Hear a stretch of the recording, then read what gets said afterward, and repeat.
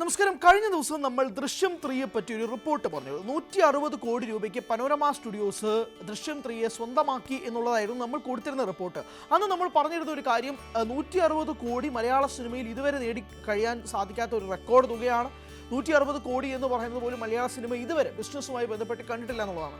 പക്ഷേ ഞാൻ ഒരു കാര്യം പറയട്ടെ, കഴിഞ്ഞ ദിവസം നിർമ്മാതാവായ രഞ്ജിത്ത് 160 കോടി എന്നൊന്നുമല്ല പറഞ്ഞത്. രഞ്ജിത്ത് പറഞ്ഞത് 350 കോടി രൂപ ബിസിനസ് നടന്നു എന്നത് സംബന്ധിച്ചാണ്. സത്യം പറഞ്ഞാൽ 160 കോടി പോലും വിശ്വസിക്കാൻ കഴിയാത്ത നമ്മുടെ മുന്നിലേക്കാണ് നിർമ്മാതാവായ എം രഞ്ജിത്ത് 350 കോടി രൂപ എന്ന ബിസിനസ്സുമായിട്ട് മുന്നോട്ട് വന്നത്. ആലോചിക്കുക, അത് ചിന്തിക്കാൻ കഴിയുന്നതാണ്. ചിന്തിക്കാൻ കഴിയുന്നതിന് അപ്പുറമല്ല ഒരു മലയാള സിനിമ ഇത്രയും വലിയ നേട്ടം, അതും ഷൂട്ടിംഗ് പോലും പൂർത്തിയാക്കാത്ത ദൃശ്യം 3യെ പറ്റിയാണ് എം രഞ്ജിത്ത് ഇക്കാര്യം പറഞ്ഞതെന്നുള്ളതാണ്. പിന്നെ ഞാൻ ഒരു ഹോട്ട് ആൻഡ് എക്സ്ക്ലൂസീവ് അപ്ഡേറ്റും കൂടെ പ്രേക്ഷകരോട് പറയുകയാണ്. ദൃശ്യം 3യുടെ ടീസർ ജനുവരി 1-ാം തീയതി വരും പ്രിയപ്പെട്ട പ്രേക്ഷകരെ എന്നുള്ളതാണ്. നിലവിലത്തെ റിപ്പോർട്ട് പ്രകാരം ഇങ്ങനെയാണ് കാര്യങ്ങൾ മുന്നോട്ട് പോകുന്നതെങ്കിൽ ദൃശ്യം 3 ഡിസംബർ മാസം കഴിഞ്ഞ് ജനുവരി 1-ാം തീയതി അതിൻ്റെ ദൃശ്യം 3 ടീസർ പുറത്തു വരുന്നതായിരിക്കും എന്നുള്ളതാണ് ഇതിൻ്റെ ഏറ്റവും പ്രധാനപ്പെട്ട റിപ്പോർട്ടുകളും കൂടിയായിട്ട് ഞാൻ സൂചിപ്പിക്കുകയാണ് പ്രേക്ഷകരുടെ മുന്നിലേക്ക്. മാറ്റങ്ങളൊന്നും സംഭവിച്ചില്ലെങ്കിൽ നിലവിലത്തെ ചർച്ചകൾ അങ്ങനെയാണ്. കുറച്ച് എക്സ്ക്ലൂസീവ് ആയിട്ടുള്ള റിപ്പോർട്ടുകളാണ് പ്രേക്ഷകരുടെ മുന്നിലേക്ക് തന്നത്. പക്ഷേ നിർമ്മാതാവായ രഞ്ജിത്തിൻ്റെ ഈ വാക്കുകൾ കഴിഞ്ഞ ദിവസം മനോരമ നടത്തിയ ഹോർദോസ് പരിപാടിക്കിടെയാണ് ഇക്കാര്യം പറഞ്ഞത്. ജീതു ജോസഫ് സംവിധാനം ചെയ്യുന്ന ആശീർവാദ് സിനിമാസിൻ്റെ മോഹൻലാൽ ചിത്രം ദൃശ്യം 3 ഷൂട്ടിംഗ് നടന്നുകൊണ്ടിരിക്കുമ്പോൾ തന്നെ 350 കോടി ക്ലബിൽ കയറിയെന്ന് നിർമ്മാതാവിൻ്റെ വെളിപ്പെടുത്തൽ.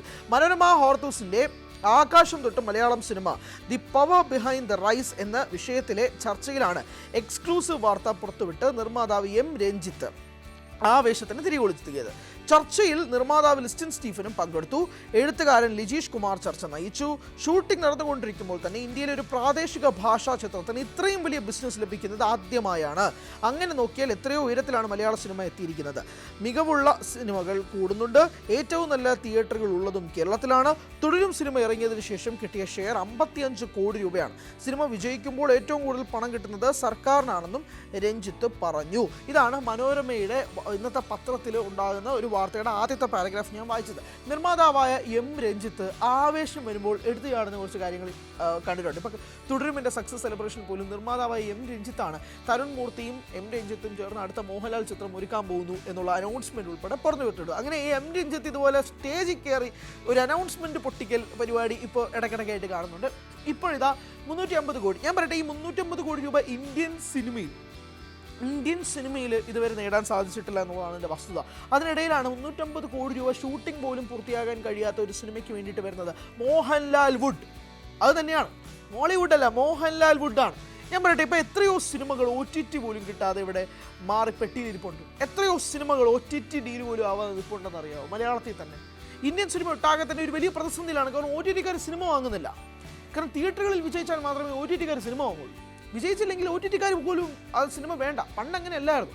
OTT-കാർ കോവിഡ് വന്ന സമയത്തൊക്കെ OTT എന്ന് പറഞ്ഞാൽ ഗ്രാബ് ചെയ്യുമായിരുന്നു സിനിമകൾ. നിങ്ങൾ പറയുന്ന പൈസയ്ക്ക് എന്നതായിരുന്നു. കാരണം അവരുടെ സ്ട്രീമിംഗ് പ്ലാറ്റ്ഫോമിൽ സിനിമകൾ അവർക്ക് വേണം. അതുകൊണ്ട് നിർമ്മാതാക്കൾ പറയുന്ന തുകയ്ക്ക് ഈ സ്ട്രീമിംഗ് പ്ലാറ്റ്ഫോംസ് വാങ്ങും. പക്ഷേ കാലക്രമേണ സിനിമകളൊക്കെ വാങ്ങിയതിന് ശേഷം ഇപ്പോൾ OTT പറയുന്ന ഡീലിലേക്ക് നിർമ്മാതാക്കൾ മാറുന്നൊരു സാഹചര്യം വന്നു. കോർപ്പറേറ്റ് പരിപാടികൾ സ്വാഭാവികം. പക്ഷേ ഇപ്പോൾ നടക്കുന്ന സാഹചര്യങ്ങൾ ആലോചിച്ച് ഒരു ഷൂട്ടിംഗ് പോലും കഴിയാത്തൊരു സിനിമയ്ക്ക് 350 കോടി രൂപ ഡീല് വരുത്തണമെങ്കിൽ ഞാൻ വീണ്ടും ആവർത്തിക്കുന്നു, മലയാള സിനിമയിൽ ഇതുവരെ ആർക്കും കഴിയില്ല. അത് മോഹൻലാൽ മാത്രമേ കഴിയുള്ളൂ എന്നുള്ളതാണ്. പ്രത്യേകിച്ച് ദൃശ്യം പോലൊരു ഫ്രാഞ്ചൈസിൻ്റെ 3-ാം ഭാഗം ഇന്ത്യൻ സിനിമ ഒട്ടാകെ ആളുകൾ കാത്തിരിക്കുന്നതാണ്. മലയാളികളല്ല, ഇന്ത്യൻ സിനിമ കാത്തിരിക്കുന്നതാണ്. ഒരുപക്ഷെ ലോക സിനിമ കാത്തിരിക്കുന്നതാണെന്ന് വേണമെങ്കിൽ തന്നെ പറയാം. അങ്ങനെ കാത്തിരിക്കുന്ന പ്രേക്ഷകരുടെ മുന്നിലേക്ക് 350 crore ഡീലാണ് വന്നിരിക്കുന്നത് എന്നുള്ള നിർമ്മാതാവ് എം രഞ്ജിത്തിൻ്റെ വെളിപ്പെടുത്തൽ നിസ്സാരമായി കാണരുത്. പ്രത്യേകിച്ച് തുടരുമൊക്കെ സിനിമയുമായി ബന്ധപ്പെട്ടതിന് ശേഷം എം രഞ്ജിത്ത് ഏകദേശം ആശീർവാദ് സിനിമാസൊക്കെ ആയിട്ട് നല്ലോണം ലയിക്കുന്ന ഒരാളാണ്. അതുകൊണ്ട് തന്നെ ഇതിൻ്റെ ബിസിനസ് കണക്കുകളൊക്കെ എം രഞ്ജിത്ത് പറയുമ്പോൾ അത് ചുമ്മാ തള്ളല്ല, അതൊക്കെ ഒറിജിനലാണ്, സത്യസന്ധമാണെന്ന് തന്നെ വിശേഷിപ്പിക്കേണ്ടി വരും. 160 കോടി ഡീലൊന്നുമല്ല മക്കളെ, 350 കോടി ഡീലാണ് വരുന്നത് എന്നുള്ളതാണ്. അതുകൊണ്ട് തന്നെയാണ് പ്രേക്ഷകർക്ക് കുറച്ചുകൂടെ ആവേശം പകരുന്ന രീതിയിലേക്ക് ദൃശ്യം 3യുടെ ടീസർ ജനുവരി 1-ാം തീയതി വരികയാണ്, ന്യൂ ഇയറിന് വരികയാണ് എന്നുള്ളതാണ്. ദൃശ്യം 2ന്റെ ടീസറും 1-ാം തീയതി ആട്ടോ വന്നത്. 1-ാം തീയതി കൃത്യം 12 മണിക്ക്, നല്ല ഓർമ്മയുണ്ട്. ദൃശ്യം 2ന്റെ ടീസർ ജനുവരി 1-ാം തീയതി കൃത്യം 12 മണിക്കാണ് അവർ പുറത്തുവിട്ടത്. ആമസോൺ പ്രൈമിലാണല്ലോ ദൃശ്യം 2 വന്നത്. പക്ഷേ ആ ടീസറും 1-ാം തീയതി അർദ്ധരാത്രിയാണ് വന്നത് എന്നത് മാത്രമാണ് ഓർമ്മിപ്പിക്കുന്നത്. അതേപോലെ തന്നെ ദൃശ്യം 3യുടെ ടീസറും 1-ാം തീയതി അർദ്ധരാത്രി 12 മണിക്ക് വരും എന്ന് തന്നെയാണ് റിപ്പോർട്ടുകൾ സൂചിപ്പിക്കുന്നത്. അതിൻ്റെ കൂട്ടത്തിലാണ് ഇത്രയും വലിയൊരു ഡീല്, ഇത്രയും വലിയൊരു ബിസിനസ് നടന്നതായിട്ടുള്ള വെളിപ്പെടുത്തലും കൂടി പുറത്തുവിടുന്നത് നിർമ്മാതാവായ എം രഞ്ജിത്ത്.